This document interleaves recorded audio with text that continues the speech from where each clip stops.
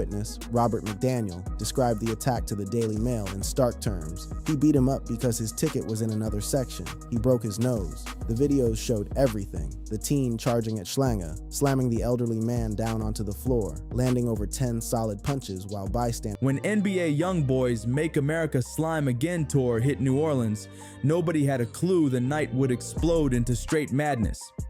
What went down after that sold-out show didn't just shock fans. It had the whole hip-hop world questioning how things got so out of control. This wasn't just another concert gone wild, it turned into a real-life movie scene that had everyone talking. On October 19th, 2025, NBA YoungBoy, real name Kentrell Deshaun Gaulden, packed out the Smoothie King Center for one of the loudest, most hyped shows of his entire career. The energy was off the charts. Fans were screaming every lyric, phones flashing, the bass shaking the whole building like it was an earthquake. This was part of his promo run for his 8th studio album, Make America Slime Again, or MASA for short, and man, that name couldn't have been more fitting because what came next got real slimy. Everything inside the show went surprisingly smooth. No fights, no slip-ups, just pure chaos in the best way possible. But the drama? Oh, that waited till after the lights went out. Because once YoungBoy left that stage, the whole vibe switched up quick.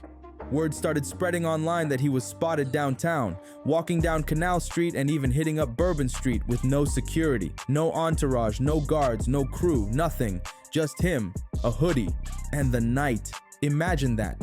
One of the most controversial rappers alive, known for beefs, bans, and constant threats, just casually strolling through the heart of New Orleans nightlife.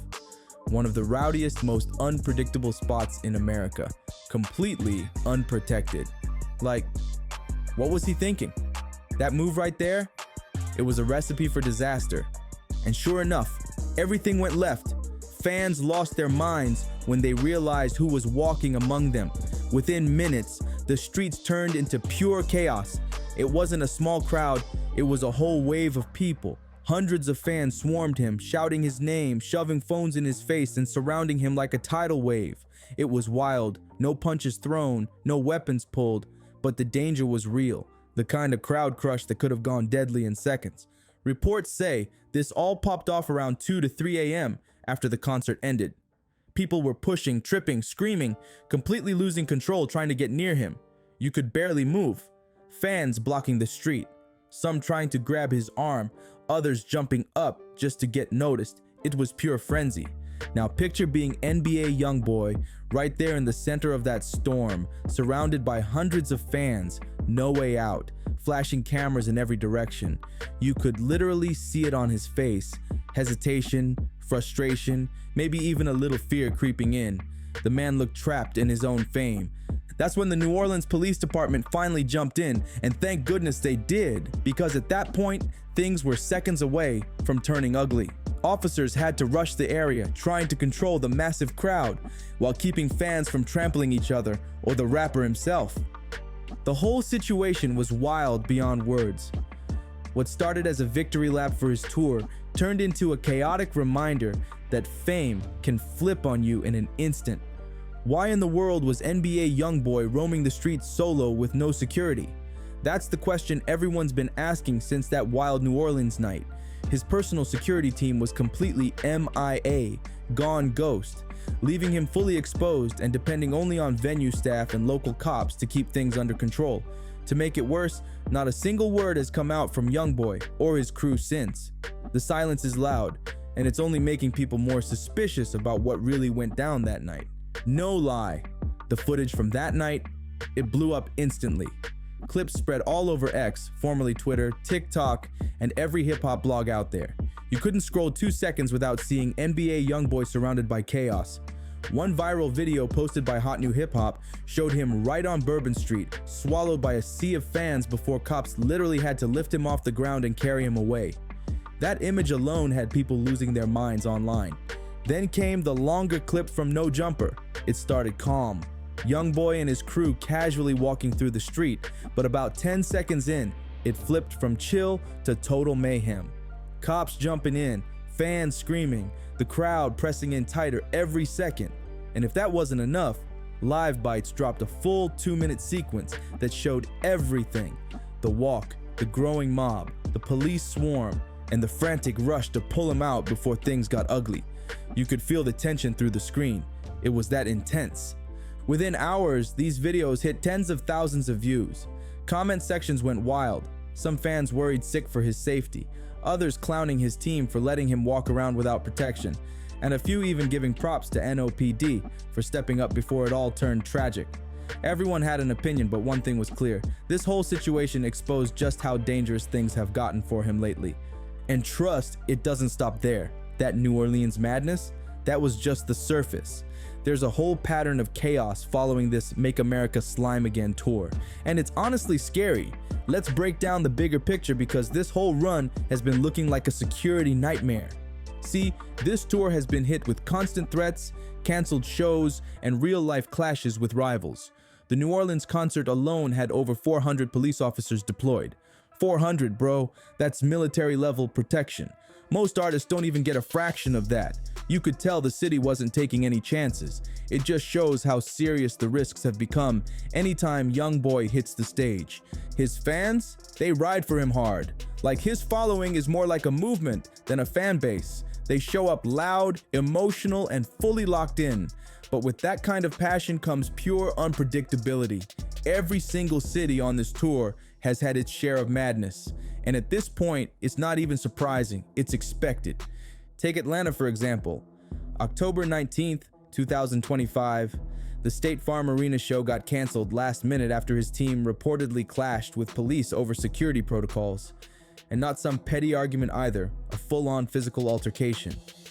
Fans who'd traveled hours were left outside, furious and confused, while rumors spread online about what really went down behind the scenes. Then rewind to September 7th in Houston. Fans straight ambushed his car outside the Toyota Center after the show, jumping in front of the vehicle, slapping the windows, yelling his name. It was a full-on frenzy. That kind of energy might look like love, but it's the kind of chaos that could go left in seconds. Just a few weeks later, on October 2nd in Washington, D.C., another mob surrounded his car after he waved to fans. He literally just wanted to show love. But one simple gesture turned into a dangerous crowd crush. It's like every time he tries to connect, the streets turned it into a near disaster. And then there's the Los Angeles incident on September 11th. His concert had to be evacuated mid-show because of gunfire reports. Imagine being there. 1 second you're vibing, the next you're sprinting for your life, not knowing if shots are real or where they're coming from. Thankfully, no one got hit, but that panic, that trauma, it stuck with people for real. Still, none of those wild moments even come close to what went down in Kansas City, because that night wasn't just chaos, it was dark. The kind of scene that makes you stop and question how far things have spiraled. What unfolded at the T-Mobile Center on September 21st, 2025 wasn't hype, it was horror. If you thought New Orleans was bad, Kansas City was something else entirely. Fans called it one of the most violent concert incidents they'd ever seen. People weren't just wilding out, they were fighting, bleeding, and running for their lives. Whatever happened that night, it wasn't about fame anymore, it was about survival. And that's exactly where this story's headed next, because the Kansas City assault wasn't just a headline, it was a wake-up call for the whole industry. And he was just doing his job. Same routine he'd done 1,000 times before without a single problem. Thomas Schlanger, a 66-year-old concert worker, was calmly helping fans find their seats during NBA YoungBoy's Kansas City stop. Everything seemed normal until a few concert goers waved him over, pointing out that a young fan was sitting in the wrong section. No big deal, right? Happens at every show. So Schlanger did what any professional would do, walked up politely and asked the teen to move to his assigned seat. But what happened next? That was anything but normal. The situation flipped from chill to violent in seconds, like 0 to 100 instantly. The teen suddenly snapped. He shoved Thomas hard to the ground and started swinging like he was in a street fight. Punch after punch, no hesitation, no mercy. Witnesses said the beating lasted around 20 to 30 seconds, with the teen landing more than 10 clean blows straight to the man's face and body. We're not talking about a scuffle or a quick shove. This was a vicious attack. The man's nose got broken, his face swollen and bruised beyond recognition. And get this, it didn't stop there. When a nearby security guard jumped in to break it up, that same 14-year-old turned on him too. Can you imagine that level of rage? A kid that young attacking an elderly man and a guard trying to help? That's beyond reckless. It's downright disturbing.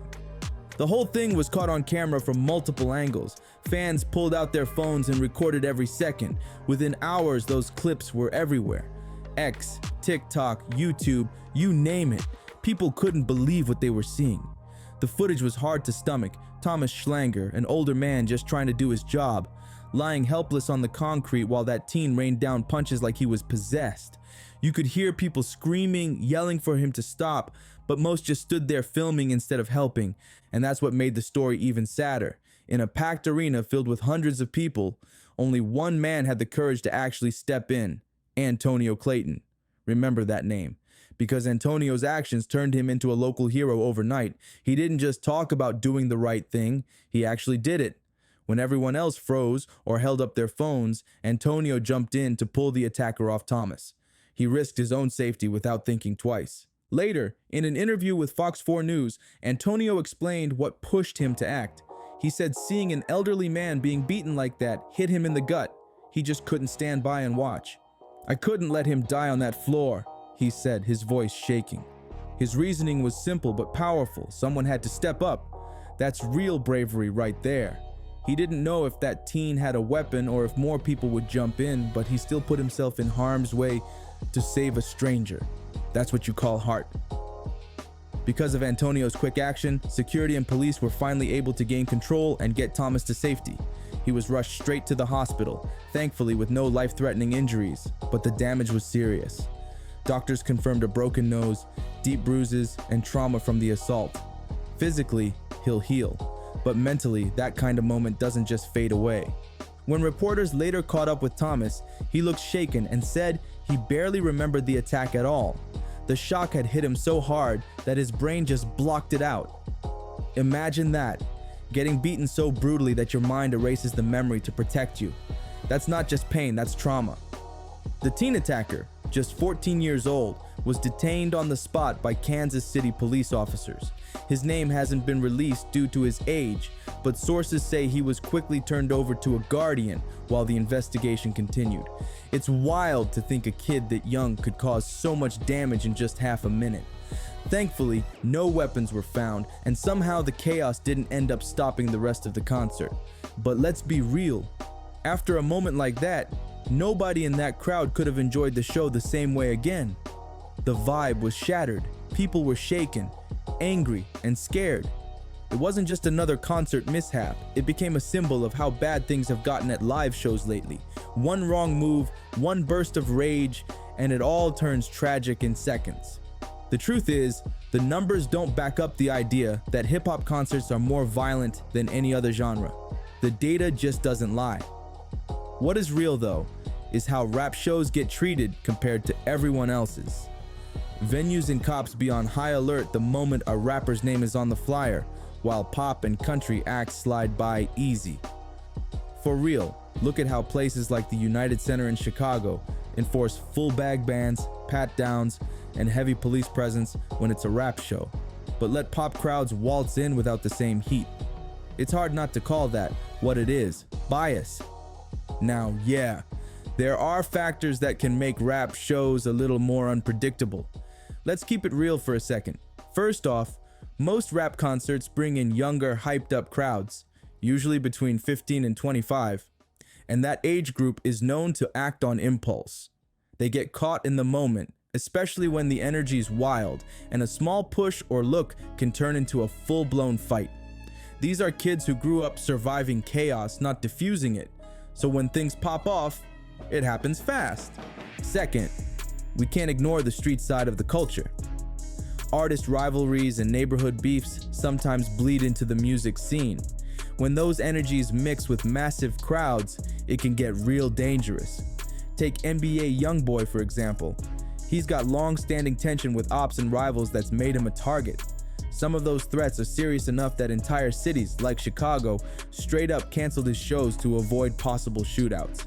That's not just hype, that's survival. Third, the vibe itself at a rap show is different. Rappers like Travis Scott built a rager culture, wild, high energy, no holds barred. And YoungBoy? His slat following is the same, intense, loyal, and ready to go all in for him. Once that energy gets too lit, it's almost impossible to contain. It's passion, it's chaos, and it's pure adrenaline, all rolled into one explosive mix. Fourth, and this part's crucial, too many venues don't plan properly for what these crowds bring. They understaff, they skip training, and they underestimate how serious things can get. That combo is deadly. When you've got thousands of fans and not enough control, it only takes one spark for disaster to hit. Just look at Astroworld. That tragedy changed everything. 11 people lost their lives because organizers didn't prepare for the type of crowd Travis Scott draws. It wasn't about the genre, it was about neglect. The energy was predictable, but the safety setup, nowhere near ready. And that's the harsh reality. Most rap events get labeled violent when the real issue is bad planning. But let's talk about the media, because they play a huge role in this mess. Violence at rap concerts gets blown up way more than at other genres. If something pops off at an EDM festival or a rock show, it barely makes headlines, but the second it's a rapper, boom, front page news, full-on debate, and think pieces about hip-hop's problem with violence. Like, come on, just look at what happened in 2024. An EDM festival brawl at Lollapalooza left 10 people injured, yet it got almost no coverage. Meanwhile, the NBA YoungBoy Kansas City assault dominated the media cycle for weeks. That double standard feeds a false narrative, trapping rap culture in this loop of negativity where every incident gets tied to dangerous hip-hop instead of bad management or poor security. Since Astroworld, the industry's been trying to tighten up. The Texas Astroworld Safety Act changed the game. It forced venues to add real-time crowd monitoring and better control over capacity limits. That's a huge step toward preventing another disaster. But it also means hip-hop shows now come with heavy law enforcement presence, sometimes too heavy. Take NBA YoungBoy's New Orleans stop, over 400 officers stationed around one arena. That's wild. It looked more like a military operation than a concert. Sure, it keeps people safe, but it also makes fans feel watched, judged, and targeted. That tension alone can create problems. And then you've got the strict bag bans and extra pat-downs at rap-heavy events. They're supposed to be for safety, but when they only apply to hip-hop, it starts feeling discriminatory. Like, why are pop fans trusted, but rap fans treated like suspects? It's a tough balance, keeping people safe without criminalizing a culture. But one thing's clear, hip-hop ain't the danger. It's the perception that keeps causing the chaos. So if you've been following this breakdown, make sure to like, subscribe, and stay tuned, because what's coming next might just change how you see the whole scene.